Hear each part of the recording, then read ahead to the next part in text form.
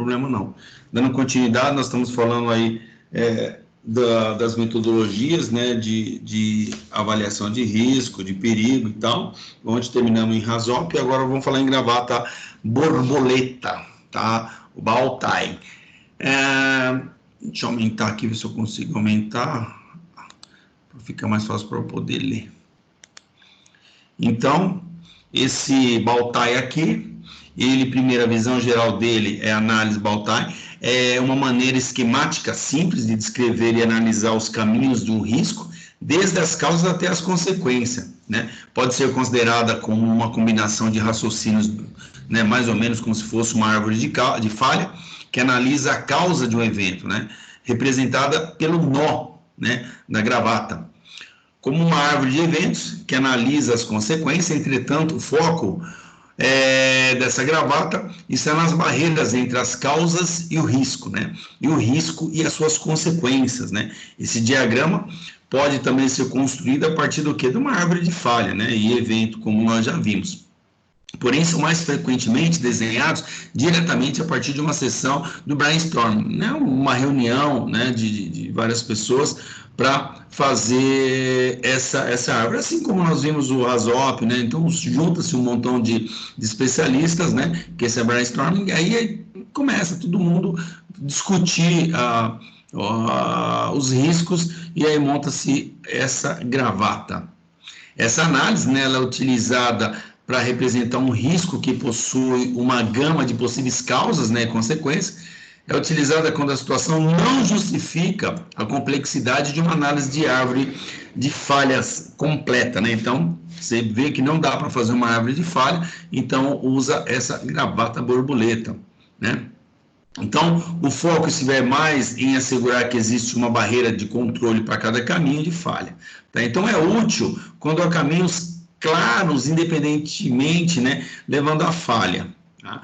Então, essa análise é muitas vezes mais fácil de entender do que uma árvore de falha de evento. Então, a gente vai ver, elas vão ver que é um pouco até mais fácil de entendimento, tá?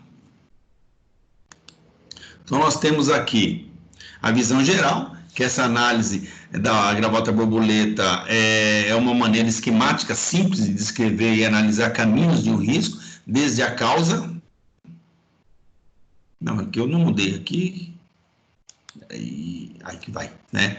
É necessária uma compreensão das causas, né, e consequência de um risco e das barreiras de controle que podem evitá-lo, atenuá-lo e até mesmo estimulá-lo, tá? Então, primeiro processo. A gravata borboleta ela é desenhada conforme descrito abaixo, né? Então, nós temos aí primeiro um risco específico identificado para analisar. Então, pensa num risco e a partir daí vai fazer a análise, tá? Então, esse risco seria o nó, né, da gravata.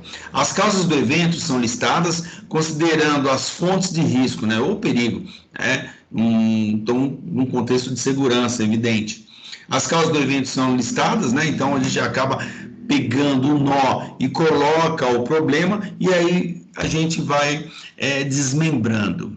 O mecanismo pelo qual a fonte de risco leva ao evento crítico e que é identificado, né? Então, essas linhas são traçadas em cada causa e evento, formando o lado esquerdo, né? E os fatores que levam uma intensificação podem ser identificados e incluídos nesse diagrama. Então, eu tenho aqui, vamos ver se já aparece no próximo, não, ainda não.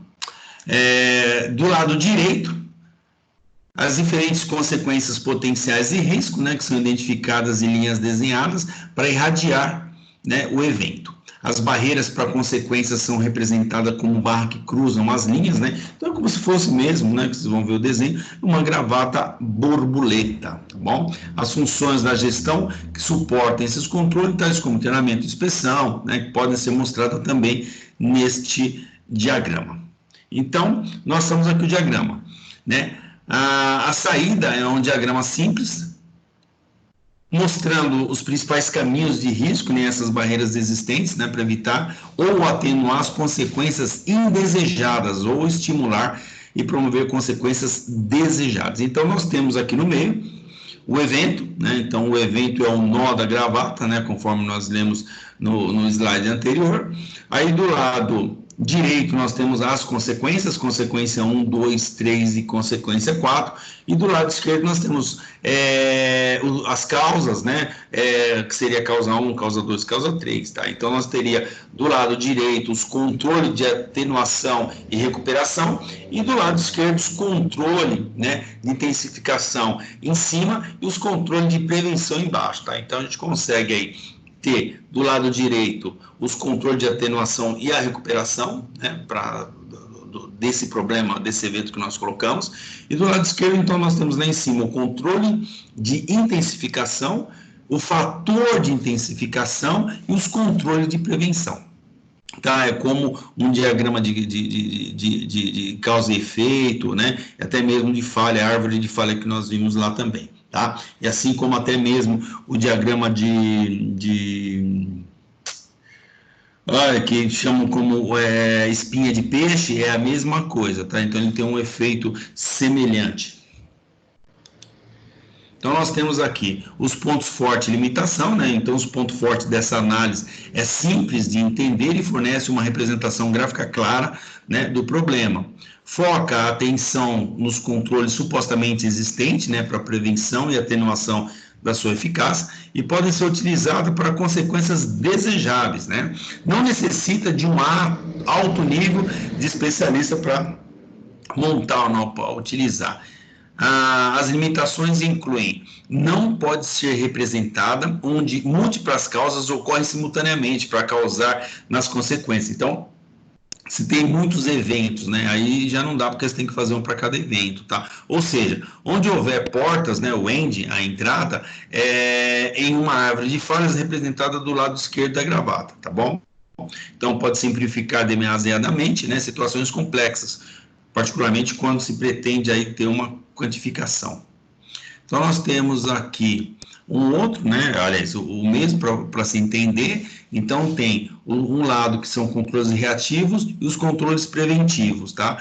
O topo, né, o evento topo, que é o meio, né, então tem as consequências de um lado e o perigo e a ameaça. Qual que é o perigo e a ameaça? Né? Então, eu tenho aqui embaixo: substituir, tomar inerentemente seguro, né? Então, seria uma eliminação, uma prevenção, padrões ou procedimentos, né? A redução, separação e por aí vai. E a mitigação também, que são planos. Então, você vê, tem os controles preventivos, tem os controles reativos, né? A reação em caso de, né? Então, aconteceu alguma coisa, o que eu vou fazer? Então, quais são os perigos ou as ameaças que eu tenho, né? Então, eu tenho lá quais são os perigos e ameaças que eu possa ter, que vão chegar nesse topo, né, nesse evento, tá? E aí, as consequências disso, tá bom? Então, fica um pouco mais fácil a gente enxergar, tá? Esse diagrama. Então, nós temos aqui um exemplo. Acidente de trabalho, tá bom? Então, nós temos acidente do trabalho. Então, teve um acidente, tá? Então, nós vamos... teve não, a gente vai fazer um diagrama para que a gente consiga não obter um acidente. Então, nós temos lá o acidente de trabalho, nós não queremos que aconteça. Então, nós vamos ver lá os perigos, né, como nós vimos no anterior. Então, quais os perigos, as ameaças que se tem para ocorrer um acidente? Então, nós temos lá ruídos, vibrações, radiações, ionizante ou não ionizante, dentro dos riscos físicos. Lembra? Nós temos riscos físicos, riscos químicos, riscos biológicos, riscos ergonômicos, né? Então, nós temos aí os riscos. Esses riscos aí, cada um está distribuído, né? Então, nós estamos olhando todos, né? Embaixo, a prevenção, né? A prevenção aqui é a CIP, NR, EPI, EPC, ginástica laboral, análise de causa, tal, né? Deste lado. Então, eu tenho aí as possíveis causas, né? O que pode agregar, que seria com prevenção, os riscos, a prevenção. Do outro lado, a consequência. Quais são as causas disso, né? Quais são as causas, né? E os tipos. Então, nós temos aí as causas para o homem, né? Que seria capacitar ele treinar, né? A parte antropométrica, né, que é adequar o homem à máquina, fazer ainda verificar sobre vícios, álcool, droga, né, se o cara fuma e tal, a questão de verificar se ele está usando EPI, assédio moral, sexual e por aí vai. Sobre as máquinas, às vezes, questão de proteção, né? Com defeito, operação sem autorização, o ambiente. Então, nós temos o homem, nós temos a máquina e nós temos o ambiente. É aquilo que a gente já vem discutindo faz tempo, né? Então, sempre quando a gente vai observar, vai fazer uma análise de risco, então a gente tem que observar tudo, tem que ver o homem trabalhando, tem que ver a máquina dele, né? E tem que ver o ambiente que ele trabalha. Bom, então no ambiente a gente tem o arranjo físico, tem iluminação deficiente, insolação, umidade, armazenamento inadequado, propício a incêndio, explosão, espaço confinado e por aí vai, tá? E aí nós temos aqui embaixo, deixa eu ver se eu consigo, opa, não era isso que eu queria, eu quero, deixa eu voltar aqui embaixo que eu coloco esse negócio, eu vou ter que diminuir a tela aqui um pouquinho, fecha a tela inteira, acho que eu consigo, também não consegui ler. São típicos, né? Trajeto e trabalho deve ser aqui, né? Aqui embaixo, gente, eu não estou conseguindo enxergar. Eu coloco aqui e fica justamente uma tarjeta em cima e eu não consigo ler o que está nesse típico aqui. Deve ser trajeto só, é isso? Alguém consegue enxergar? Onde está que tipo? Trajeto? Então tá bom. Beleza. Então, vocês conseguem visualizar aqui de uma forma mais ampla, tá? Que o nó da gravata, né, é o acidente. Do lado tem os riscos e a prevenção, do outro lado tem as causas e os tipos, tá bom? Então, mas é usado nessa questão de acidente? Muito pouco é usado porque a gente tem outros, né, outros diagramas, né, como a espinha de peixe, que é uma ferramenta mais usada, tá bom? Então, vocês observem aqui que eu tenho todos os problemas, né, que são todos os riscos, que são as possibilidades de acontecer o acidente. Embaixo, a parte de prevenção, que são, dentro da nossa área de segurança do trabalho, questões preventivas, né, que vão entrar para evitar com que isso aconteça. Tem os tipos e as causas, tá bom? Então, se forma essa gravata. Então, nós temos aqui normas técnicas e legais, né? Nós temos lá a NR3 e as correlatas que subsidiam a análise de risco, tá bom? Então, lá na NR3, embargo e interdições, ele fala assim, na 3.1, embargo e interdição são medidas de urgência adotadas a partir da constatação de situação de trabalho que caracteriza risco grave e iminente ao trabalhador. Então, veja bem, está escrito lá na norma, não sou eu que estou inventando. Então, você pegar a NR3 e ler lá no 3.1, tá? Embargo e interdição são medidas de urgência adotadas a partir da constatação de situação de trabalho que caracteriza risco grave e iminente ao trabalhador, tá? E aí, lá na NR4, tá? No item 4.12, fala assim, compete aos profissionais integrantes do SESMIT, né? Que é o que? O SESM, Serviços Especializados de Engenharia de Segurança e Medicina do Trabalho, o que? Aplicar os conhecimentos de Engenharia de Segurança e de Medicina do Trabalho, o ambiente de trabalho e todos os seus componentes, inclusive máquinas e equipamentos, de modo a reduzir até eliminar o risco ali existente à saúde do trabalhador. Determinar, quando esgotado todos os meios conhecidos para eliminação do risco, e esse persistir mesmo reduzindo a utilização pelo trabalhador de equipamento de produção individual, de acordo com o que determina a NR6, tá bom?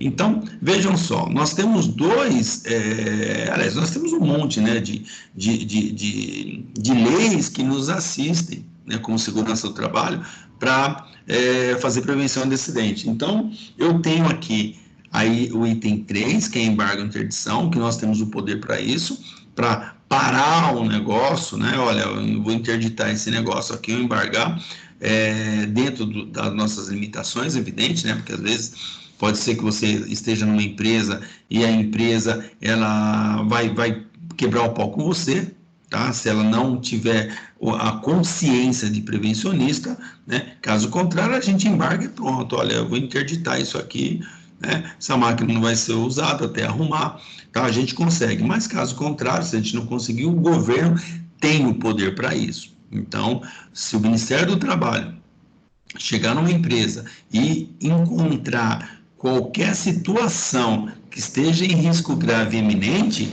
tá? Depois, na norma, tem um monte de itens lá, que talvez a gente vai ver para frente, né? Não nessa OC, mas numa outra OC, que a gente vai conhecer todos os riscos grave eminentes da norma, tá? Então, nós temos um monte de riscos grave eminentes lá, que se o fiscal do Ministério do Trabalho chegar, ele vai assim, tá, risco grave eminente, acabou, ele embarga ou interdita e ponto final, tá bom? E nós temos esse poder, porque nós temos que, aplicar o conhecimento, né, de segurança do trabalho, tá bom?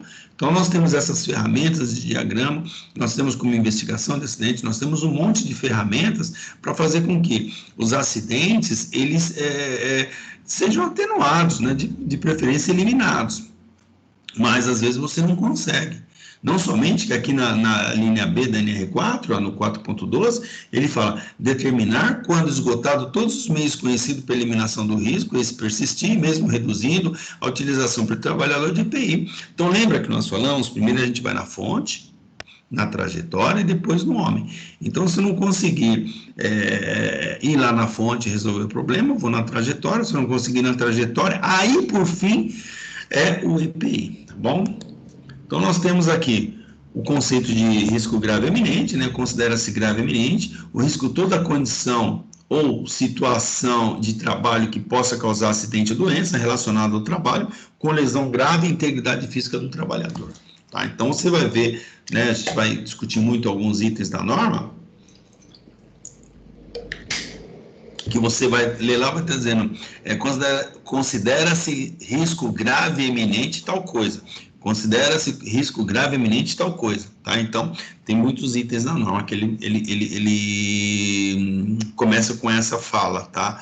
Considera-se risco grave eminente tal coisa, tá? A gente vai ver muito disso também. E acho que vocês já ouviram falar, tá? Que alguém, né, talvez até mesmo já falou, olha, então isso aqui é um risco grave eminente.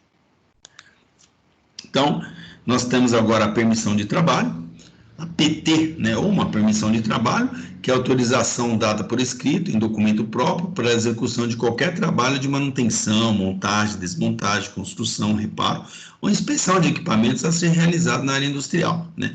Tem por objetivo esclarecer as etapas para a avaliação da liberação de serviços com riscos potenciais de acidentes a serem executados nas diversas áreas, né? Tanto faz trabalhar quente, trabalhar em altura, espaço confinado, produto químico, né? E outros tipos aí que julgar necessário ter uma autorização, tá? Então, quem dá essa permissão de trabalho, nós da Segurança do Trabalho. Então, a gente cria um formulário, existem vários formulários por aí, mas você pode desenvolver o seu.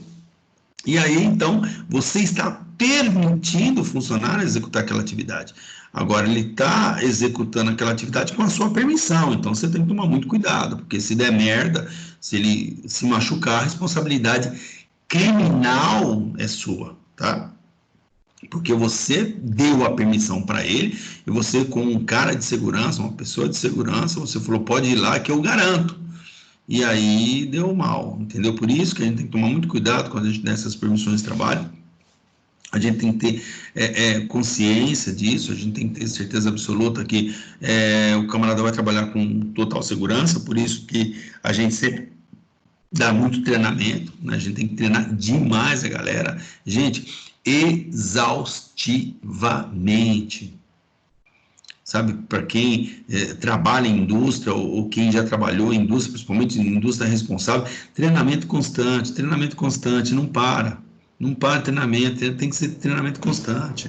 Agenda de segurança do trabalho, você tem que estudar sempre, você tem que ver tudo que tem de novo para você poder empregar, você não pode ser arcaico com aquela metodologia ou aquelas informações antigas, tá? Por isso que é interessante, quando eu falo para você, gente, tem que ler, tem que ir em feira, tem que ir nisso, porque a cada dia que passa existem coisas novas, a gente tem que estar por dentro de tudo. Não tem jeito, a gente tem que estar por dentro de tudo, toda hora é uma coisa nova, toda hora alguém fala uma coisa nova para mim, eu falo, caramba, deixa eu ver o que é isso, eu não sei. Caramba, então são coisas assim, tem pessoas até muito mais jovens do que eu que está na área de segurança, o cara descobre ou fica sabendo de coisas muito mais rápido do que eu. Amém, que Deus abençoe, o cara me mostrando também, eu agradeço. Não, senão, quando eu precisar, eu vou ter que correr atrás. É simples assim, entendeu?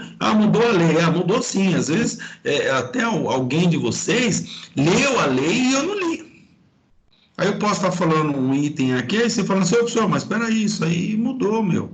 Porra, desculpa aí, foi mal, tá? Você pode, então, compartilhar? Ah, compartilha, papapá, a gente discute também, tá? Porque de segurança a gente entende. Então, se a lei mudou para alguma coisa, a gente tem que estar por dentro, tá? Então, eu peço para vocês sempre ler. Gente, o mercado hoje está muito exigente, o mercado ele quer saber para a gente chegar lá e resolver os problemas. Então, você chegar lá e cria uma permissão de trabalho, onde o funcionário ele vai fazer um trabalho e depois dá mal, dá ruim, fica muito difícil. Então, a gente tem que ter certeza absoluta, tá bom? Muito cuidado. Tá? Então, tem essas questões aí como trabalho quente, que são trabalhos mais perigosos, né? Então, a gente tem trabalho quente que é muito perigoso, trabalho em altura, espaço confinado, né? Se vai manipular produtos químicos, né? Então, a gente tem que tomar muito cuidado com isso, tá bom? Então, tem um exemplo de permissão de trabalho aqui, né? Então, nós temos aqui movimentação com uso de guincho, né, plataforma, manutenção civil, gases explosivos, altura. Então, o que vai ser o trabalho? O trabalho vai ser movimentação de carga, que isso é um perigo. Vai ter o quê? Manutenção civil, vai ter o quê? Mexer com gases explosivos, vai ter trabalho em altura, vai ter demolição, vai ter eletricidade, vai ter trabalho quente, vai ter local confinado e tal. O que vai ter? Aí anota, né? Essa mão de obra é o que? Interna e externa, quantos funcionários tem? Vai ser dia de semana, feriado, fim de semana, como que é isso aí? Então, é uma parte, né, de uma permissão que a gente começa a preencher. É evidente que tem muito mais informações, tá? Então, só para vocês terem uma ideia. Então, é super importante quando a gente vai permitir um trabalho, a gente ter esses documentos. Então, nós temos aqui os perigos potenciais, né? Então, isso já está marcado. É evidente que, se eu for fazer uma análise usar uma dessas metodologias, eu vou usar antes, né, desse formulário, não vou usar com esse formulário, eu vou usar em outro momento, né? Como eu vou fazer um levantamento para ver se existe a possibilidade de, vamos supor, de projeção de partículas, né? Se tem produtos inflamáveis, choque elétrico e por aí vai, né? Onde tem lá perigos potenciais, né? Você tem que trabalhar quente, aí, explosões, detonações e tal. Equipamento de proteção individual necessário, né? Se tem esses EPIs aí, né? Se tem outros tipos de EPI, então a gente vai relacionando. É bom que já é um checklist, né? Então você não precisa, às vezes, ficar pensando o que precisa. Então, do momento que você tem um checklist, é muito mais fácil. Então, quando você tem um documento desse, que você tem todas as possibilidades, fica muito mais fácil de você preencher do que você, caramba, o que o cara precisa? O cara precisa de um capacete, aí você tem que escrever. E às vezes pode passar batido. Numa situação como essa, não. O que você vai fazer? Tal trabalho. Então precisa do óculos de segurança? Precisa. Óculos de segurança, lente escura, o cara vai mexer com solda. Capacete para eletricista? Não vai mexer com eletricista, não precisa. Protetor facial, papapá, e você vai ticando. É muito mais fácil, na verdade, do que lembrar tudo isso, né? Então, ó, quantas luvas, luva nitrílica, látex, PVC, malha, baqueta, raspa. É muita coisa. Se é isolante classe 2, classe 0, você fica louco, né? Então, é importante estar tudo relacionado, isso é super importante, tá? As medidas preventivas. Então, vocês observam que essa permissão, ela é mais ou menos esses diagramas que nós vimos, né, anteriormente, só que como permissão. Então, eu já, mesmo se eu não sei o problema que tem lá, né, eu deduzo, né? Então, vamos supor, um espaço confinado. Eu sei que para um espaço confinado tem as possibilidades de ter o que? Falta de oxigênio, né? Uma concentração de gases tóxicos e tal. Então, eu vou fazer uma avaliação. Eu sei todos os problemas que tem. Então, a partir daqui, eu já consigo fazer uma análise muito maior quando eu vou dar permissão de trabalho, do que só o cara chegar para mim, você está na sua sala, o cara fala, ô chefe, eu preciso pintar a frente. Como é que eu faço? Vai e pinta. O cara vai lá, não falou nada, mandou pintar, aí vai lá, o cara cai. Não, você vai pintar? Vamos lá ver. Como que você vai pintar? Vou pintar assim, que é análise preliminar de risco. Isso é um cara. Isso é um outro cara. Análise preliminar de risco. O cara vai fazer, você avaliou, olhou lá, o cara vai fazer assim, vai fazer assado, vou colocar andame, papapá, amarra aqui, amarra ali, papapá, o cara que vai subir, são um cara que tem curso, pipipi, papapá, tal, vai fazer assim, amarrado aqui, entendi. Tá, perfeito, você vai fazer, o cara te passou passo a passo. Isso é uma análise de risco, eu posso até escrever, análise preliminar, porque ainda o cara não começou.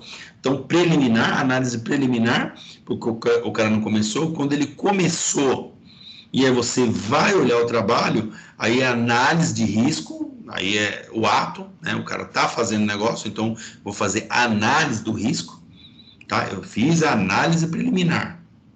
Aí quando o cara está executando atividade, eu vou lá, que aí eu vou fazer análise de risco, porque pode ser que na análise preliminar passou alguma coisa batida. Eu vou fazer uma análise de risco, vou ver o cara trabalhar, beleza, né? Só que dependendo do tipo de trabalho que o cara for fazer e eu tiver um documento como esse, é a permissão.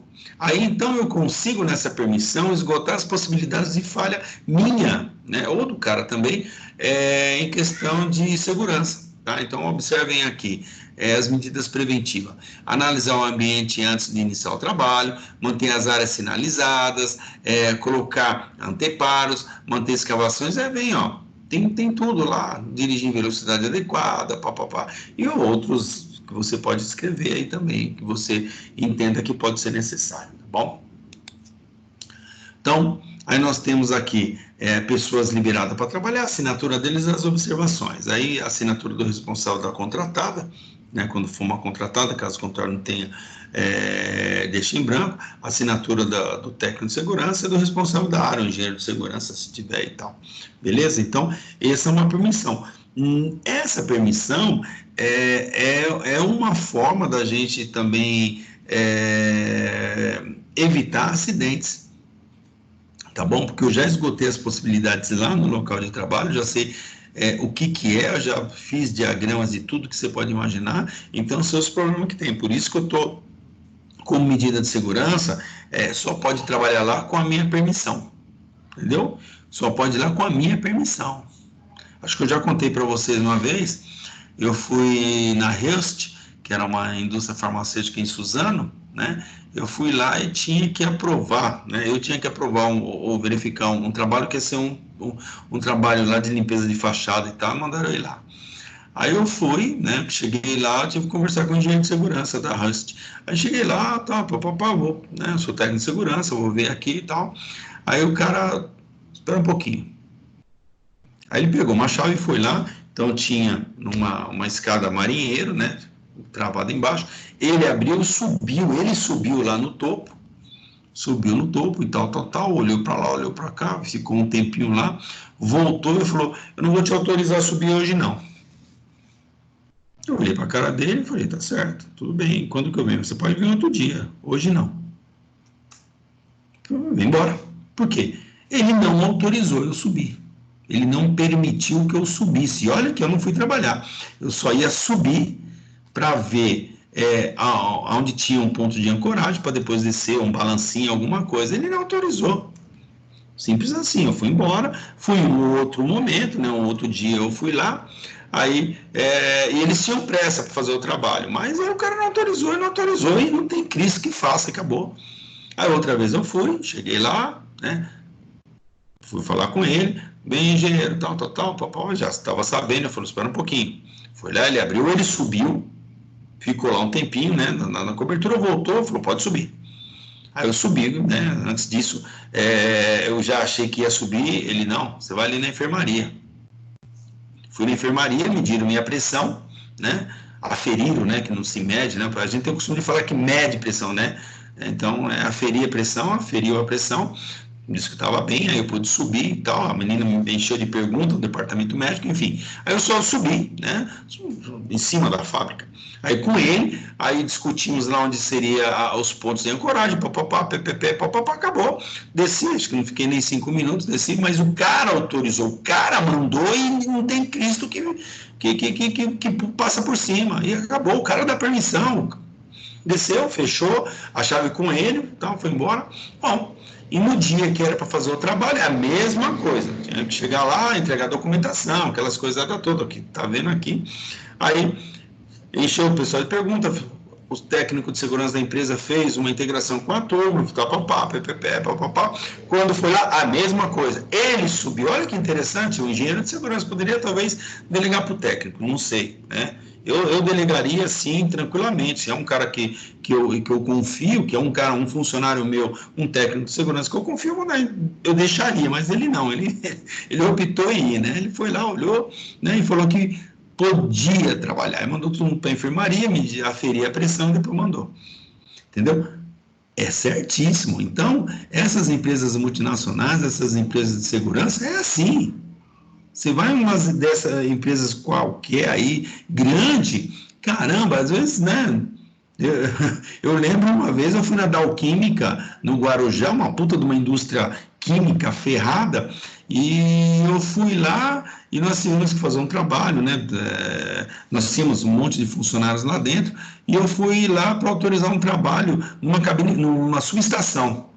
Aí eu fui lá com um técnico de segurança que era nosso, que trabalhava lá, e tal, ele foi mostrar o local para ver as medidas que nós íamos tomar. Que na verdade era uma subestação que tinha uns matos, e eles queriam que a gente tirasse aqueles matos, né? Mas aí precisaria da minha autorização, né? A empresa queria, então eu ia lá, fui lá, né, para ver dentro de uma subestação, então como que ia tirar, para ver se o funcionário tem risco, não tem risco, para ver como que ia fazer e tal na subestação, aí ia discutir com o pessoal lá, enfim, né? Aí quando eu fui, né, o colega, aí daqui a pouco começou a chover, eu não acelerei os passos, eu quis correr. Olha que coisa, então uma coisa automática. Quando eu quis correr, o colega, né, falou, Milton, para aí, meu.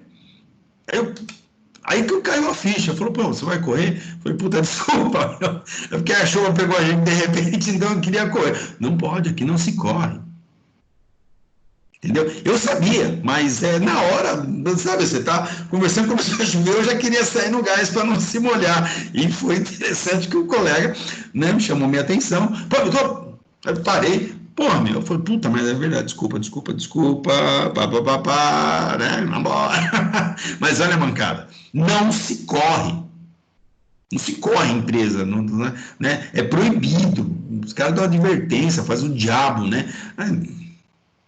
Olha, eu pisei na bola, mas enfim, a gente vai vivendo e aprendendo, né? Eu sabia, olha como que é a coisa, como às vezes, quando a gente vai culpar um funcionário, a gente fala, pô, meu, mas será se eu tivesse lá, talvez eu poderia cometer uma falha dessa? A gente talvez não comete porque a gente se policia muito mais, né? Então, tá? Então é interessante essa questão.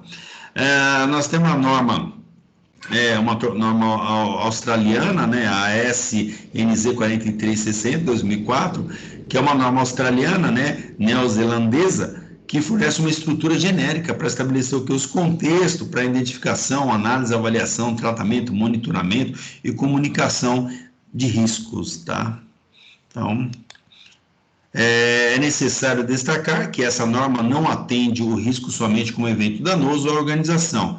Entre seus objetivos, a orientação para que as organizações possam identificar melhor oportunidades de ameaça e tirar proveito das incertezas e variabilidades, tá? Também é uma norma, né? Não é norma brasileira, mas às vezes o pessoal acaba se utilizando da metodologia de uma outra norma e aplica.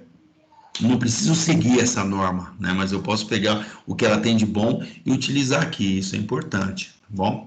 Então, a norma, ela fala, né, primeiro, do seu lado esquerdo, comunicação e consulta, né? Tem lá a parte de estabelecimento dos contextos, identificação do risco, análise do risco, avaliação do risco e o tratamento do risco, tá? Tem os processos de avaliação do risco e monitoramento.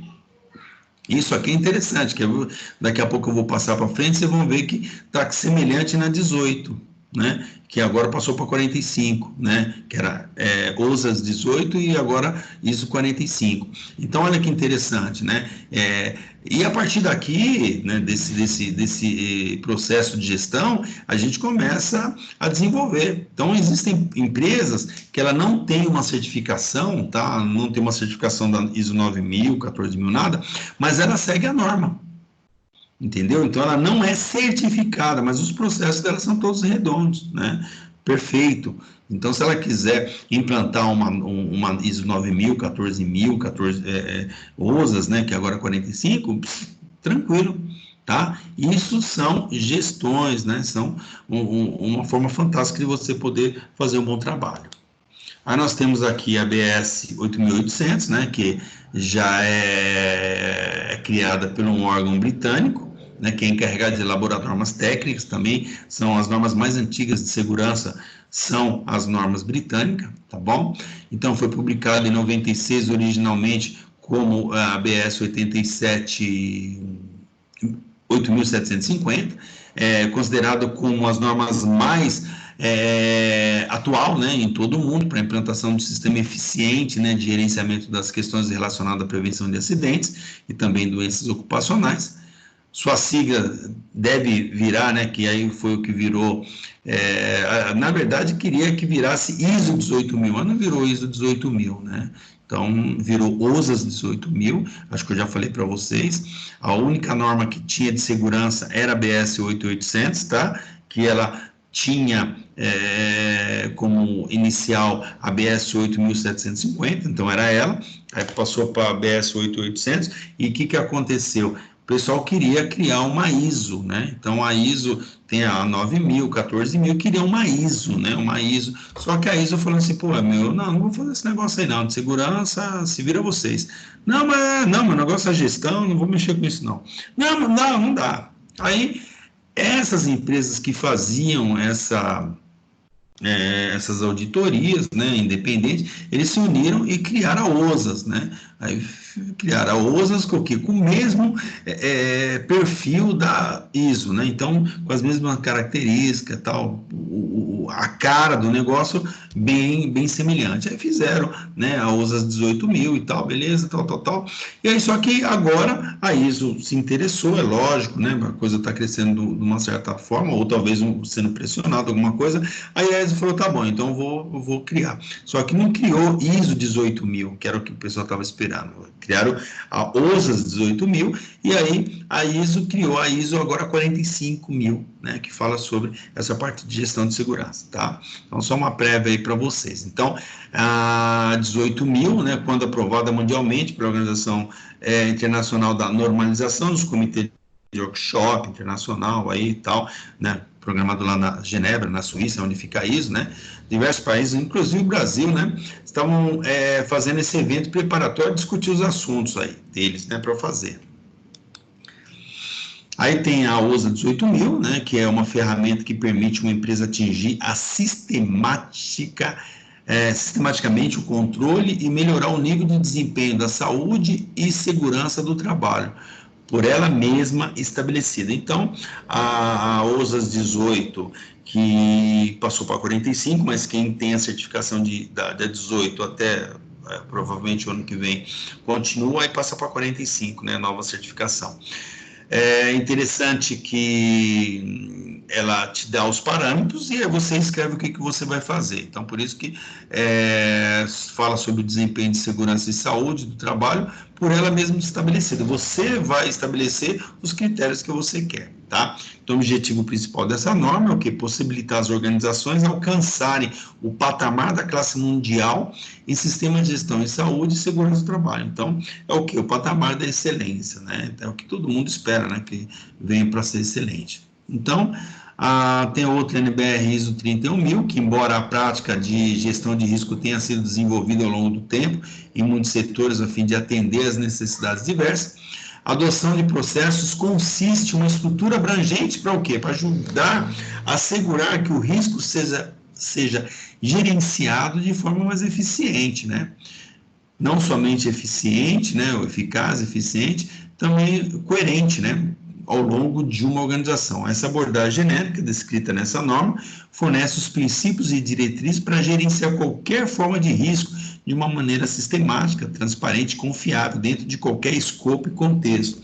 Então, essa NBR ISO 31000 é para fazer gerenciamento, né? Então, esse gerenciamento é uma abordagem genérica, né, descrita aí, que serve para o quê? Gerenciar qualquer forma de risco. Então, não somente esses riscos voltados para a segurança do trabalho, Mas outros riscos, como nós vimos aí, essas outras ferramentas que nós vimos, que também são para analisar riscos, né? Riscos de máquina, risco de produção, riscos, né?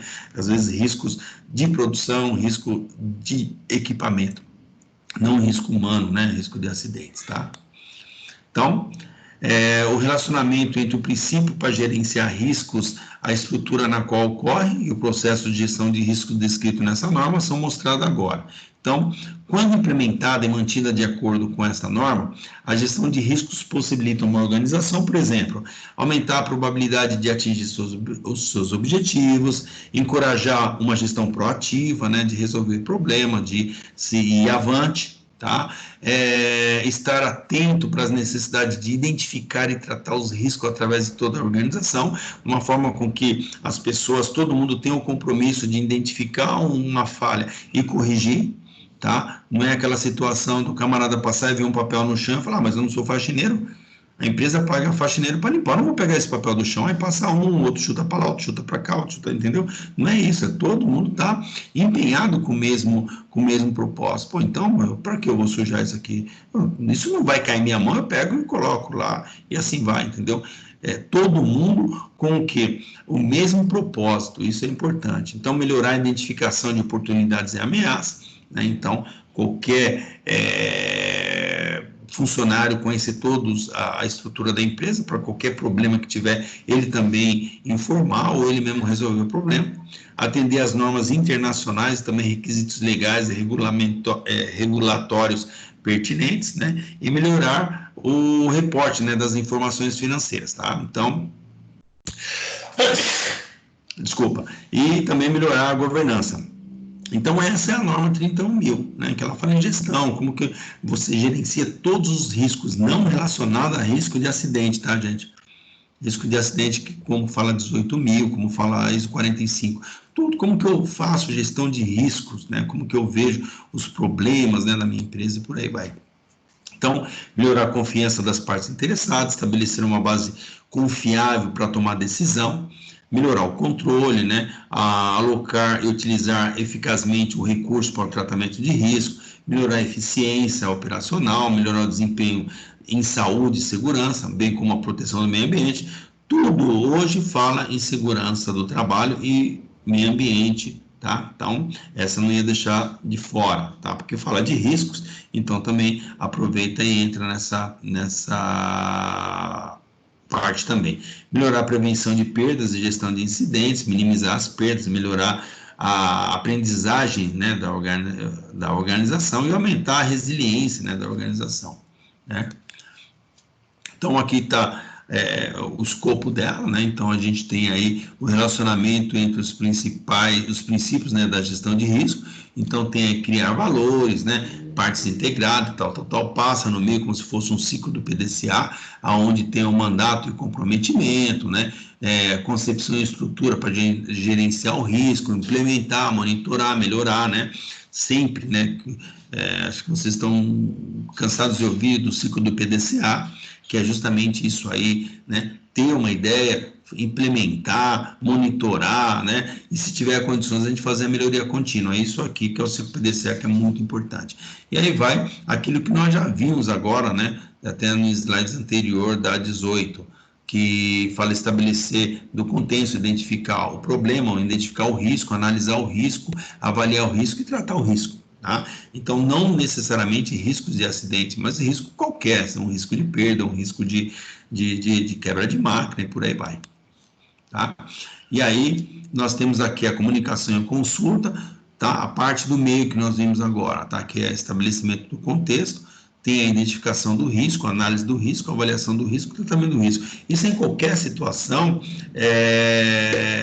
em análise e gestão, é feito dessa forma. Tá? Então, é sempre feito, sempre você tem que imaginar o seguinte, para levar para o resto da sua vida. Sempre eu tenho que identificar o problema.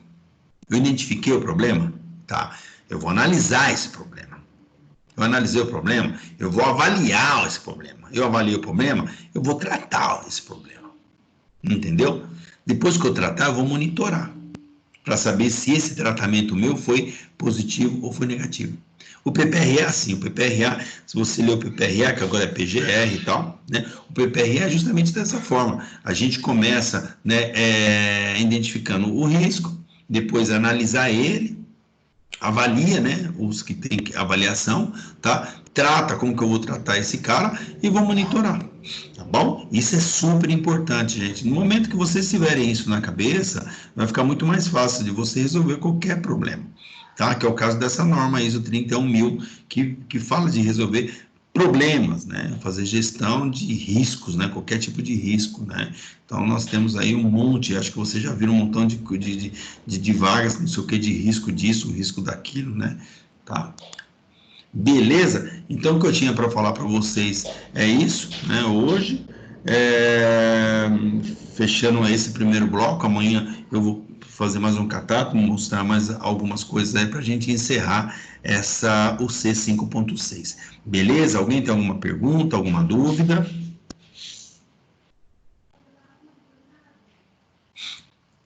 Perguntas e dúvidas? Tá bom, não tem nenhuma pergunta. Oi, Fia? Não tem. Tá bom, então não tem nenhuma pergunta, nenhuma dúvida. Eu vou parar a gravação